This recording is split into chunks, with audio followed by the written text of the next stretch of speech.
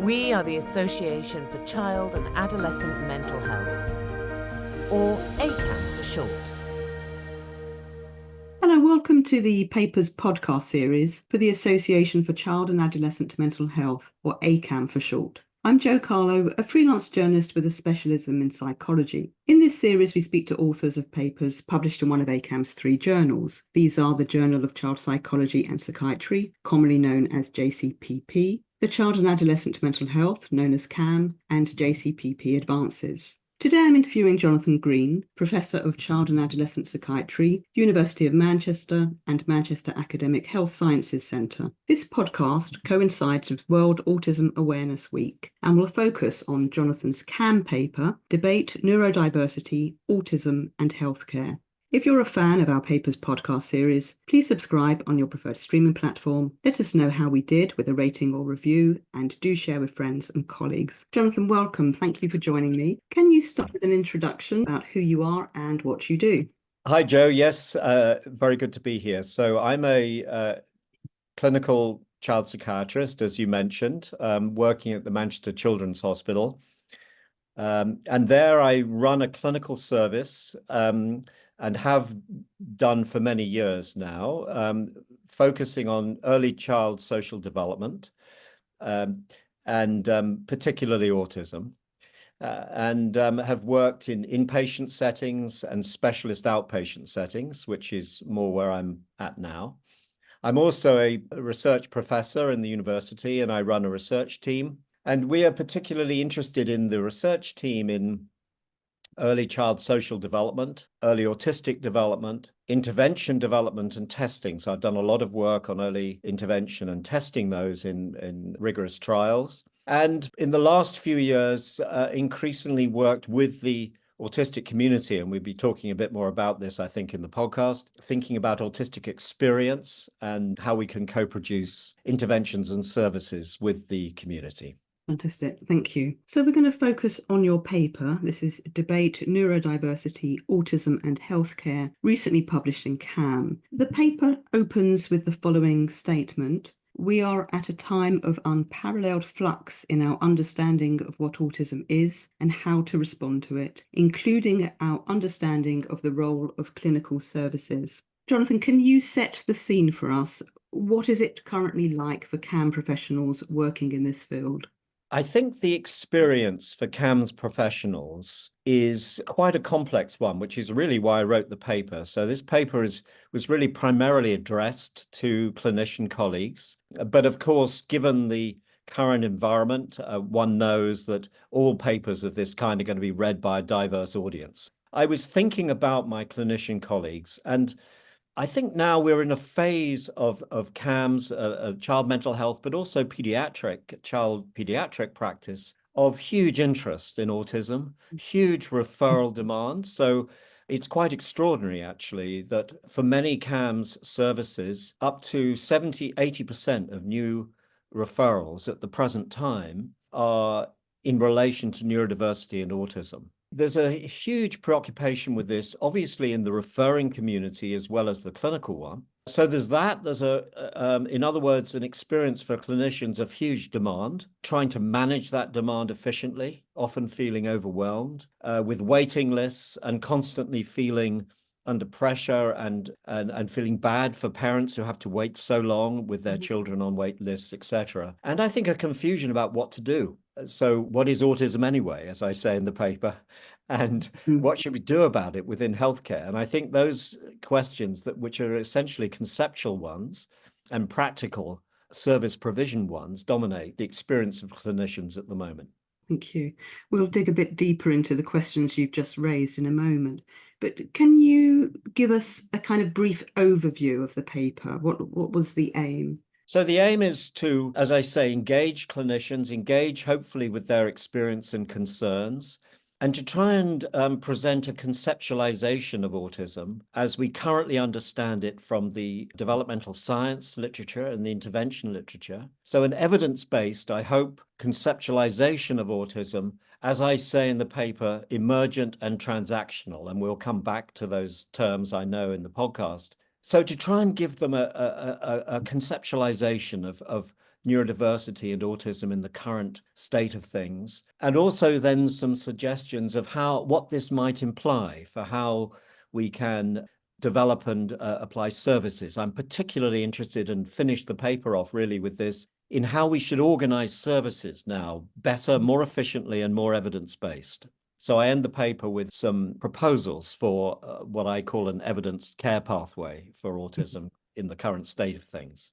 And I hope that, colleagues will come away with perhaps a language, a way of thinking about autism in the current state of things, and some signposts for how they might respond clinically. I'm sure that would be greatly appreciated. I want to go back to the conceptualization of autism. Can you describe the evolution of the autism concept over time and explain where we are at currently? Yeah, well, this is a deep and interesting question. The sort of classical sense we have of autism as an entity, really, I would say clinically pretty stable since the 1940s, when we had the descriptions from Leo Kanner classically and others of this entity called childhood autism. Really, from the 60s and 70s, this notion of autism got codified into what was called at the time, what we still call really a behavioral phenotype. And what this meant was that particularly the clinical scientists at the time wanted to try and work out a way of investigating autism systematically and scientifically and epidemiologically. And they developed a notion of measuring behavior. They felt that they couldn't really approach autism in any other way than observing behavior at the time. And indeed, this was successful and developed a really consistent, coherent, and reproducible sense of what we call the behavioral phenotype of autism based on observed behaviors, mainly in children. So adults were not so much considered at this time, which has changed. And this so-called behavioral phenotype really defined what people thought about as autism and what clinicians came to understand as autism as well. And we can see this now in historical evolution, and it was encodified into the DSM and the ICD iterations of those nosologies into really 50, 60 years of clinical science development and investigation. And I think behind that, at the beginning, was a rather typical biomedical kind of approach to say, okay, here's an entity, we define it by this behavioral phenotype, let's look for the cause of it, so-called biomarkers and original causes. And these were particularly focused on genetics and on brain science.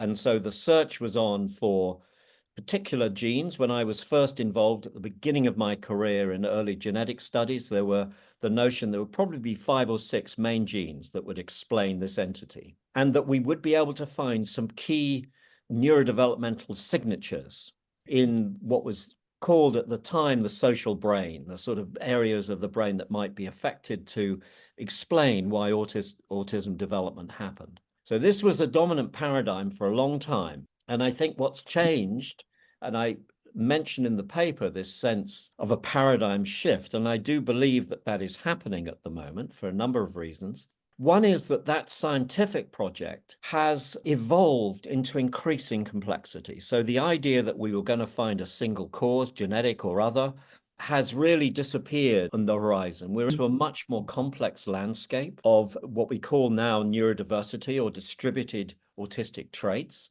And on the other hand, simple neurodevelopmental brain biomarkers, so-called, have not been realized. We haven't found what we found instead through some lovely studies, some of which I've been involved in myself, research-wise, have been a number of different subtle differences all across brain functioning and psychological developmental functioning. So it's like a whole diffuse set of differences. And from a genetic point of view, we know that there are several hundred now genes of small effect that contribute to autistic development, except for that minority of single gene cases, which are real and important, but they're not the majority of what we think of as autism in the community. Our concept of autism now is, and that's partly what I'm addressing in the paper, is how we can still understand autism as an entity against this background of diversity and diffusion. We've got a if you want, in sort of technical terms, sort of dispersed traits across the population without particular simple boundaries between autistic trait variation and as it were normal distribution. So they fade into each other when you look at it at a trait level, and yet we still recognize an autism entity. And this contrast between an entity that we realize against a background of distributed traits that we understand as highly heritable, understandable within neurodevelopment, that contrast between distributed traits and an entity is what I tackle in the paper by calling autism emergent within development. And the concept of emergence is used in order to try and bridge this conceptual paradox between the dimensional trait version and the categorical entity version of autism. The innovation in the idea of autism that I'm putting forward in the paper is that autism, for a long period in its conceptual evolution, was thought of as basically genetically determined, particularly in the Anglo-Saxon tradition, that it was highly heritable, and we know that's true at a family level, and that actually autism would just develop in child development as a process of genetic unfolding. So it's highly intrinsic to the child. The different, and I'm not contradicting that at all, that happens. But what I'm adding to it is a more modern notion of what I call the transactional environment within which the neurodiverse child develops. In other words, a baby who's born neurodiverse experiences the world just like any baby does, both in physical terms and in interpersonal terms. And the way that they experience the world early on also has an effect on autism emergence. We know autism as an entity emerges in the first few years of life. You can see it as a baby. It's like something that comes early in development. And the question has always been, what's the antecedent to that? What are the developmental processes? And I'm suggesting there are transactional processes between the young child and the environment that contribute to autism emergence. The reason I say that is that it's not just a sort of theory, it's based on the fact that when we do clinical trials of interventions into the early environment around the neurodiverse child, and we succeed in altering that early environment, we do alter the way autism emerges. In other words, the logical inference from that is that the autism concept is at least in partly determined by environmental experience. It's to some extent malleable, not completely, but to some extent that emergence is malleable depending on environmental transactions. And that idea of autism as emergent early on out of the complexity of distributed trait variation. And the idea of emergence really is that it's more than the sum of its parts. Autism emerges as an entity, a recognizable entity. It can't be reduced to its component parts successfully. And part of those parts is the transactional experience in the environment. So I think of autism in that sense as both emergent and transactional. Thank you. You very comprehensively described the paradigm shift that has occurred over the decades. It sounds like we haven't quite landed yet, and you talk about profound changes are afoot. Can you elaborate on what you anticipate when you talk about profound changes? To some extent, they relate to what I've just described in terms of some paradoxes that have emerged in the science investigation over the last 50, 60 years. But also in parallel, in the last 10, 15 years, has been a rise in awareness from the clinical and science community of the neurodiversity movement and autistic advocacy. And this has been a powerful phenomenon, which has given us a new perspective on the experience of autistic people. Their basic autistic people have found their voice about what it's like to be autistic and their opinions on how those people, those advocates or the community wish to be treated. And alongside that has been a real expansion in the concept of what autism might be. So we have another paradox here, which is the core entity, or called prototypical entity, that we sort of recognize clinically. And yet what we call autism has gradually expanded as we've expanded the description. And as autistic people talk about their experience, those experiences are quite diverse and expand the concept still further. And this has led to a bit of a crisis, if you like, in the conceptualization of what autism is, which we need to have a language to try and explain. So these are some of the factors. They're social, in terms of the autism advocacy from the community who wish to be understood and treated often differently. They don't want to be talked about, they want to be talked with. They don't want to be treated on, they want to be supported with, as it were. So a much more participatory approach that they're, and of course this is happening across medicine, but it's particularly pointed here. And so we have this combination of the scientific paradigm that is as it were under internal, I would say, internal stress. And often those are moments when science comes up with new innovations. And I think we are in one of those exciting periods now, alongside of which the neurodiversity and autism community gives us an extra dimension to think about as we go forward. So just to sort of summarize, so we have autism as a clinical concept, autism as an administrative term used as a gateway to access services, and autism as self-identification, which advocates for a depathologized concept of autism. So can these different realities coexist? And I want to quote something from your paper, because your paper talks of the risk of fragmentation and the loss of a common language, which you referred to just before. Why does this matter? Why does it matter to have a common language? It is characteristic, of course, of the current time that there is vigorous debate, but also often oppositional debate and divisions and position taking. We're all familiar with the culture wars and the kind of the sense of positions being taken and divisiveness. And this has certainly affected some of the discussion around autism in recent years. Does this matter? Well, I think it really does matter a lot. You know, we are having, as clinicians, to sort of rethink our relationship to what we thought of as autism and autistic people. And you're right to say that a lot of the autistic community argue for what they call a depathologized autism. In other words, autism as an idea or concept shouldn't be thought of as a disorder.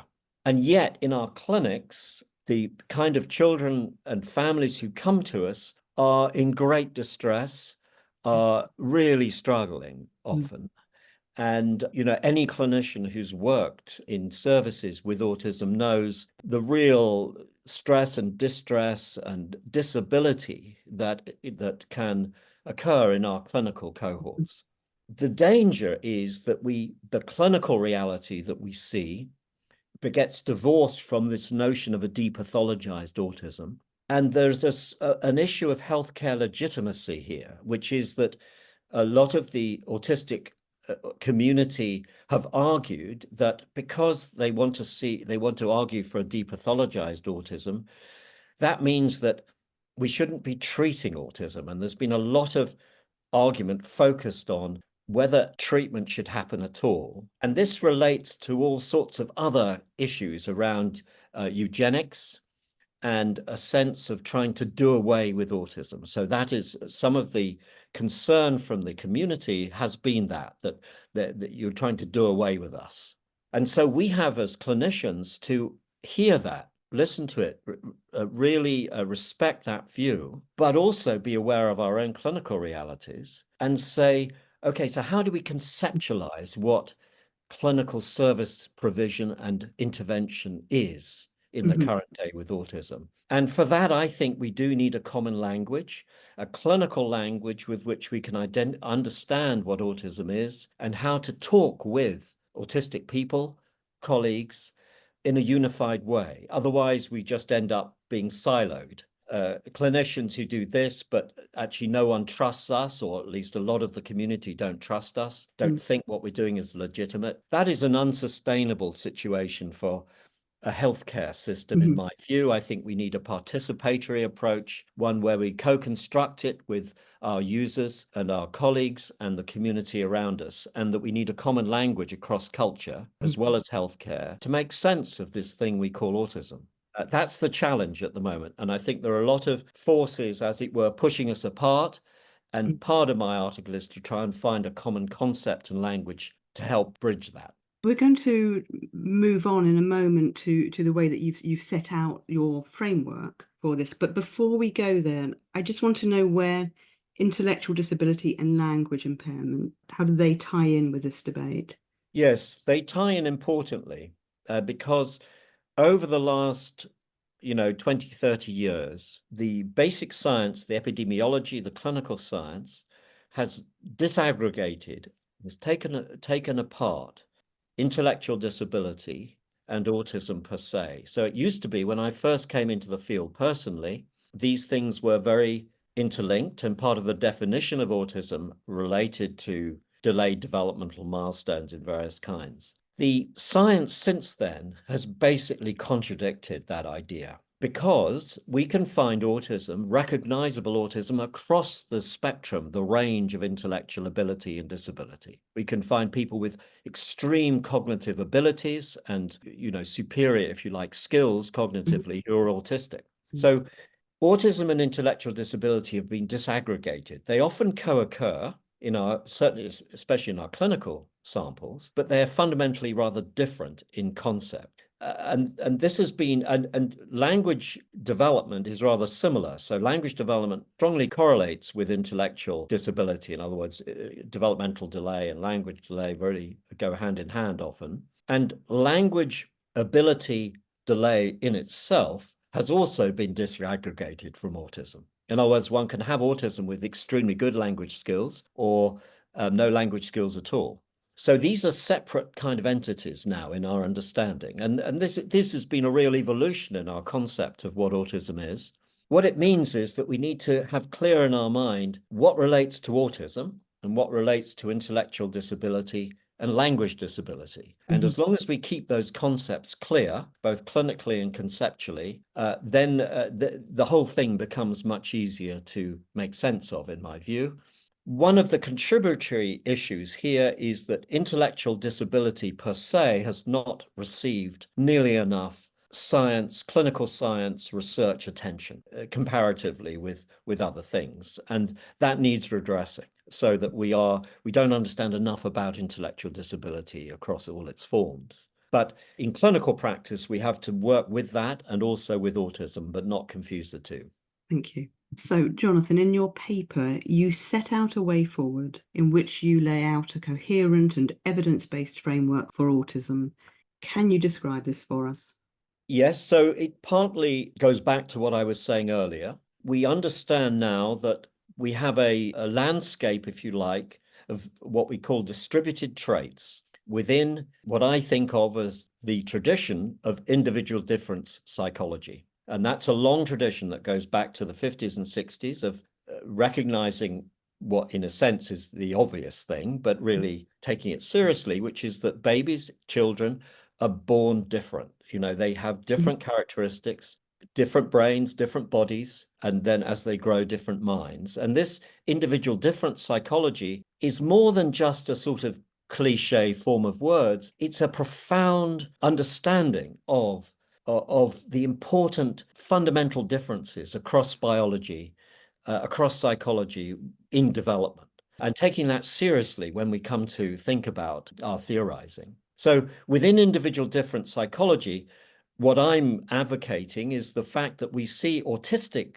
or neurodiversity difference as part of that individual difference landscape. That's fundamentally on the one hand. And as with individual difference psychology across a lot of different phenomena, this is inherently non-pathological. This is biological difference. So we're saying there's a distributed trait landscape of neurodiverse difference that's inherently non-pathological. I'm saying that, however, this neurodiverse landscape includes neurodevelopmental differences that are profound. It's not that I'm trivializing this. Some of these differences are very significant and do completely shape how development progresses. But I'm saying that within this notion of neurodiverse infant development, these babies experience the world differently. And they have this notion of transactional interaction. In other words, one person influences the other person influences that person. It's a transaction both ways. And one understands that in terms of a neurodiverse baby child's transaction with the environment around them, particularly the interpersonal environment. And because autism is so fundamentally social in its manifestations, this interpersonal environment is particularly important. So the neurodiverse child, who, by the way, experiences the neurodiversity most likely fundamentally in non-social terms. These are what we call in the sensorium, the experience of the sensory world, space and time, how time flows, the ways attention flows from one way or another. These are the kinds of experiences that are really fundamental to autistic experience. They actually have a big difference on the way that the autistic child experiences the environment. And it's out of that emerges autistic states or recognizable autism in the first few years of life. And that transaction between the neurodiverse child and the environment is the transactional aspect. So I'm talking about autism as emergent from the background of neurodiversity and transactional with the environment. And we still then have an autistic entity, which we have to define. It's got fuzzy borders. It's never been easy to totally define yes, no, but we think we know it when we see it. But there's another aspect to it, which I come to in the paper, which is now the experience of the autistic person needs to be incorporated into it. So we have this neurodiverse background, the emergence of autism on transactions with the environment, but also on evolving neurological and neurodevelopment. And then we have an autistic state. So it's trying to understand the entity of autism as emergent against this non-pathological background. And we understand that neurodiversity does make many children, not all, but many children vulnerable to mental health conditions and to developmental struggles. And it's those mental health conditions and developmental struggles that the healthcare service needs to address and support. And the kind of intervention that I propose, that we'll come on to in a minute, is what does that. And so I'm proposing a way of understanding intervention which doesn't treat autism in the sense of trying to take it away, but supports it in the sense of neurodiversity towards optimal outcomes and autistic flourishing, as we say. So with this recasting of autism as emergent and transactional, what are the implications for CAM professionals and other stakeholders? I think firstly, it helps us conceptually bridge this quotes pathology, quotes non-pathology contradiction. We don't have to think of all neurodiversity or autism as quotes pathological. There are many autistic people who don't need or want clinical services. And of course, one respects that. As clinicians, we need to understand that autism is not necessarily pathological, in quotes. However, we also, of course, understand that autistic children, autistic adults often do need services. They are vulnerable often, and they have a lot of associated difficulties, and their autism itself needs support. So that's one thing. Then we can think, well, okay, so what can we usefully, legitimately, ethically do as clinicians in partnership with the autistic community so that we have mutual trust and understanding? And what I've proposed, certainly focusing on the childhood end, which is my particular specialty, what I've proposed is that we understand this neurodivergence as individual difference. We look for evidence-based practice that can best support the individual difference towards optimal outcomes. And that comes to the intervention development that I've done and tested. So what we've done in these interventions is we've basically focused on optimizing the interpersonal environment around the neurodiverse child by just working with the parents initially. And this is a real difference from traditional autism treatments that had specialists working directly with children, usually doing behavioral modification type therapies to try and remove their autistic behaviors and make them more normalized. And that kind of behavioral approach has received a lot of criticism from the autistic community. so ABA and things like that. And personally, I think that that's justified in lots of ways. I don't think that that is a paradigm that really can be legitimized for core autism at this time, but maybe I could nuance that.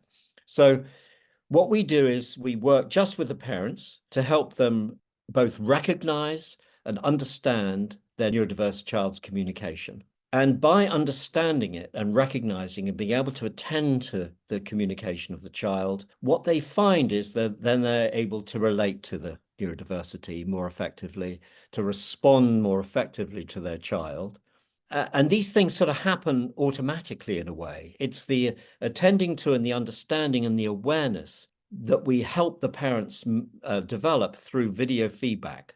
And this is the key of our therapy approach, which is quite unique to it in lots of ways, that we work using this video feedback mechanism with parents to help them understand their child in relation to them. So we basically show the parents videotapes of them interacting with their own child, and the parent explores these videos and helps them understand their child's interactions and intent in communication. So once we do that, what we find in the research in the trials is that once the parent becomes more responsive and accurate in their responses to the child, something magical starts to happen, which is that the child automatically, as it were, spontaneously responds by initiating social interaction themselves. They're doing this autonomously. No one's forcing them to do it. They just are drawn to interact more. So what we do is work with the parent's responsiveness, but as that improves, the child's social engagement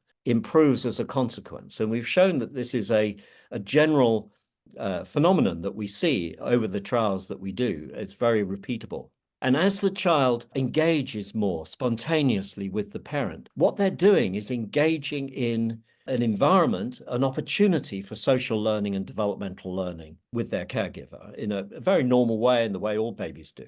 So what we're helping really is helping the neurodiverse child engage in those learning experiences, which are, if you want, the birthright of all children. You know, that all children benefit from this. And what we then see going downstream when we follow these children in their development is that they generalize this kind of improvement in social engagement with the parent. They generalize that out into social engagement and other adaptation and phenomena with other people in the world. So they are actually more socially aware and engaged with others outside the family. And also what we show is that they seem less stressed. If we measure stress by the amount of stimming and stereotypies, and it's not that these go away, these are something that are often very intrinsic to neurodiverse development, and we don't try and get rid of them.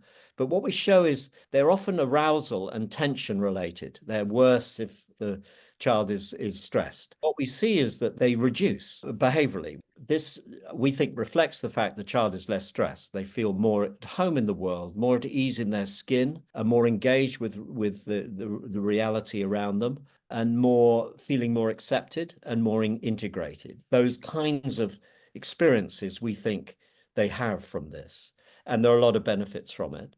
And when we measure what's called the behavioral phenotype of autism as a result, that actually changes. So we're changing that expression of the autistic phenotype. We're not getting rid of autism or neurodiversity, but we're changing that expression by improving what we call social competencies, social engagement, social communication, and reducing stress. And that has the consequence of changing what we see as, quotes, autistic behavior. Now, this has been misunderstood as we're changing autism, and the answer is we're not doing that. What we're doing is we're improving social abilities, the sort of sense of comfortableness, and reducing stress. And what we see, which is pretty extraordinary actually, is when we do this in the dyadic, the family setting, that the benefits of that continue for years after the end of therapy. So we've done the longest formal follow-up we've done is for 6 years after the end of therapy. And what we see is these improvements, these benefits for the child's development are sustained over the next 6 years, which for what we call psychosocial intervention is a remarkable result. That, to me, then, from that evidence, is a paradigm for me, or a model for how we should put in healthcare support for neurodiversity and families who have a child who's neurodiverse. And if we can put this in at the earliest stages, we think that does the families good, it empowers parents, it signposts them, it helps them to feel competent as parents and more in touch with their child, which is a key issue. They feel engaged and they feel, I've got my child back, or I've got my child for the first time, is often what they say. And they're probably sustained because this is embedded in family life, so that it's sort of 24/7. Once the parents get the hang of this, the child's getting that all the time, and that continues after the end of therapy. So we think that's ideal. I think it's neurodiverse aware and respectful of the, the neurodiverse community, and does what we want it to do within the healthcare system. There are other things we need to do within CAMH's response to autism. There are many autistic kids, as they get older, develop anxiety, depression, other co-occurring mental health conditions, and those need to be treated in their own right with interventions that are themselves autism aware and ideally co-produced with autistic people to make them as effective as possible. So we need to do all that. It's so helpful. So are there any further recommendations that emerge from your paper or anything else that you would like to highlight? Like anything, there's no magic bullet here. I think one of the big things for services are, as I mentioned right at the beginning, wait times. So that's one issue. And one thing that we've proposed is that if we take this kind of support model of care, if I could put it like that, early on in a way that we call preemptive, in other words, as early as the child is identified with neurodiversity or concerns about autism development, that if we can put this preemptive support in, that's the most likely to be developmentally effective. And so this is about a redesign of services, really, which at the moment are very reactive. They're kind of firefighting, they're overwhelmed. We think that by redesigning services like this into what I've called a detection care pathway, so that we have ways of detecting early neurodiversity, and then we immediately link that, then this can be pre-diagnosis, but we link that with this early support model that I've suggested. When you have that kind of early detection care, you should be able to reduce wait times and wait lists. And we've actually shown empirically, as we've done this in Manchester, that we do reduce the number of kids on the wait list, and we reduce the amount of time they spend on the wait list. The second thing I'd point to is that education is really key to the whole of any child's experience, and the whole SEND issue, special educational needs, and how we gatekeep into that is a real issue. So at the moment, autism diagnosis, as you mentioned yourself, is used as a gateway label. And this may or may not be really useful for the future. And I think there have to be some redesigned ways of special needs support within communities and schools. That takes us a bit beyond this conversation, but I do think there needs to be a redesign based on something that's more efficient and less based on a diagnosis, which in the end, it seems in the current system to be inefficient, and because children are waiting for years for a diagnosis, and that's hopeless because their needs are not being met. The last one would be, and this is going to be coming, is that a more interest in autistic experience, what we call phenomenology, but perhaps we'll come to that. Thank you. And Jonathan, is there anything else in the pipeline that you would like to share with us? Yeah, so that comes really to what I've just said, which is that I think I am certainly myself, and I think the field will move this way, I predict, is a greater interest in autistic experience, what we call phenomenology, because autism is unusual in developmental mental health conditions in not having subjective experience as part of its conceptualization. Right at the beginning, I talked about this behavioral phenotype, where people made the decision, we're just going to look at behavior, observed behavior, which was successful in its own terms, but we now start to feel rather partial. And that what we need to is redress a balance and think more about autistic experience, phenomenology. It may give us a lot of insights into how to understand autism better and what scientific areas of investigation may be good. And of course, for autistic adults, their experience is really important. And we need to have a better way of understanding and conceptualizing that. So one of the things I'm doing at the moment is really trying to think about how we could systematically get some evidence about what autistic experience actually is across the diversity of autism. And we're planning a project to really look at that at the moment. That's one of the key things I'm looking at. Great. And finally, Jonathan, what is your take-home message for our listeners? Clearly, there's a diverse listenership for this, and the messages will be perhaps different for different groups. But I think for clinicians who I did, want to engage with this paper, I hope this gives a way of conceptualizing autistic development that makes sense of the current environment to some degree and has implications for the way services are organized. I think if there was one clinical message I'd want to get across is that we have to make our autistic services in CAMHS and in pediatrics more evidenced, because at the moment, they're just a hodgepodge of largely unevidenced reactions of the system, well-meaning and often skilled, but really they haven't been tested and evidenced properly. And that's really a serious problem for such an important condition. So a redesign of services to be preemptive and evidence-based would be my key message to help us develop an evidence-based pathway. And the other big message for clinicians is we need to co-produce our services. And, many clinicians are totally on board with this, but I think we need to be working with autistic community, with autistic people that we know, and with parents of autistic children, all the stakeholders, to co-design our services well, but within an evidenced and I would say preemptive pathway. Let's start on the right foot from really early on. And then I think a lot of things will become much easier, clearer, and you'll have a lot of much happier families. Wonderful. Jonathan, thank you so much. It's been absolutely fascinating. For more details on Professor Jonathan Green, please visit the ACAM website, www.acam.org, and Twitter @ACAM. ACAM is spelled ACAMH. And don't forget to follow us on your preferred streaming platform. Let us know if you enjoy the podcast with a rating or review, and do share with friends and colleagues.